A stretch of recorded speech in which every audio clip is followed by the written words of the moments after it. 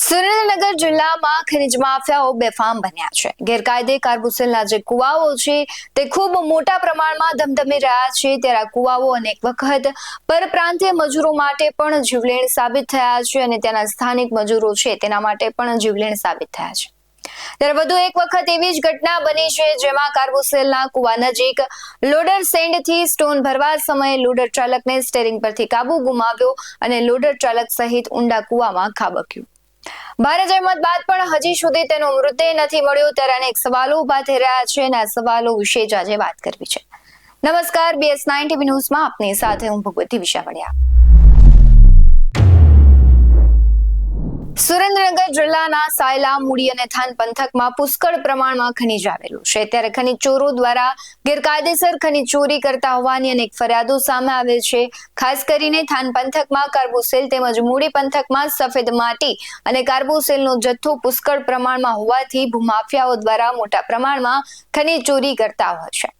ત્યારે ચોટીલા નાયબ કલેક્ટર અને મૂડી મામલતદારની સંયુક્ત ટીમ દ્વારા જે કહેવાય છે મૂડી તથા થાન સહિતના જે વિસ્તારો છે તેમાં ગેરકાયદેસર સરકારી ખરાબાની જમીન પર કાર્બોસેલનું ખનન કરતા તથા અન્ય રીતે ગેરકાયદે ખનીજ ચોરી કરતા ભૂમાફિયાઓ પર કડક કાર્યવાહી કરવામાં આવે છે. તાજેતરમાં જ સુરેન્દ્રનગરના મૂડી પંથકમાં ગેરકાયદેસર ખનીજના જે કુવાઓ છે તેણે એક વ્યક્તિનો ભોગ લીધો છે.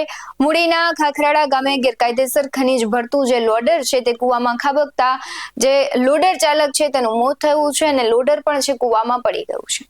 સરકારી જમીનમાં કરવામાં આવેલ ગેરકાયદેસર કાર્બોસેલના કુવા નજીક લોડરથી સેન્ડસ્ટોન ભરવા સમયે દુર્ઘટના બની છે અને લોડર ચાલક અજય કાના બોહકિયાએ સ્ટીયરિંગ પર કાબુ ગુમાવ્યો અને તે ખાબક્યું કુવામાં.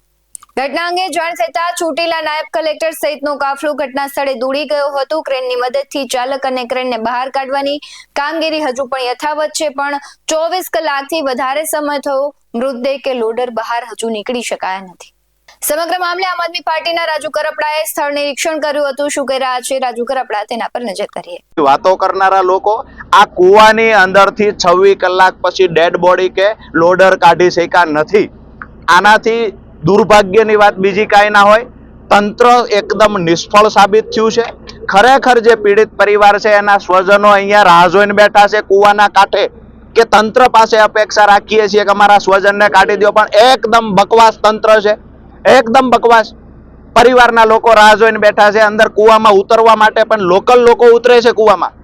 તંત્ર પાસે કોઈ સાધનો એવા નથી કે લોડર કાઢી શકાય. વારંવાર એક જવાબ આપવામાં આવે છે કે અહીંયા 30 ફૂટ પાણી છે, 35 ફૂટ પાણી છે. 30-35 ફૂટ પાણીની અંદર જઈ અને હુક મારીને કાઢી શકે એવું લોડરને કાઢી શકે કે ડેડ બોડીને કાઢી શકે એવા તંત્ર પાસે સાધન નથી.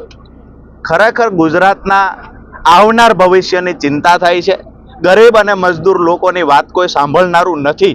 આ જગ્યાએ કોઈ મંત્રી સંત્રીનો દીકરો હોત તો, આ જગ્યાએ કોઈ ધારાસભ્યનો ભાજપના નેતાનો દીકરો હોત તો બીજી કલાકે તમામ સાધનો અહીંયા ઉપલબ્ધ હોત અને એ પરિવારનો કોઈ પણ માણસ હોય એને કાઢી લેવામાં આવ્યો હોત.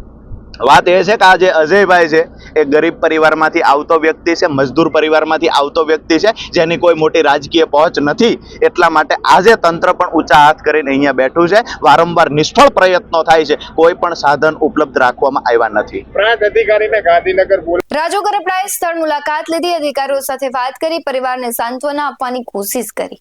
સમગ્ર ઘટનામાં અનેક સવાલો છે કે 24 કલાક જેટલો સમય થઈ ગયો છે. શું તંત્ર પાસે એવા કોઈ સાધનો નથી કે તેનાથી તેને બહાર કાઢી શકાય? અનેક સવાલો છે. ત્યારે તમારું શું કહેવું છે આને લઈને કમેન્ટ બોક્સમાં જરૂરથી જણાવજો. આવા જ વધુ અહેવાલો સાથે ફરી મળતા રહીશું. તમે અમારી YouTube ચેનલને સબસ્ક્રાઇબ કરવાનું, અમને Facebook અને Instagram પર ફોલો કરવાનું ભૂલશો નહીં. બાકી અવનવી અપડેટ્સ મેળવવા માટે જોતા રહો BS9 TV ન્યૂઝ. નમસ્કાર.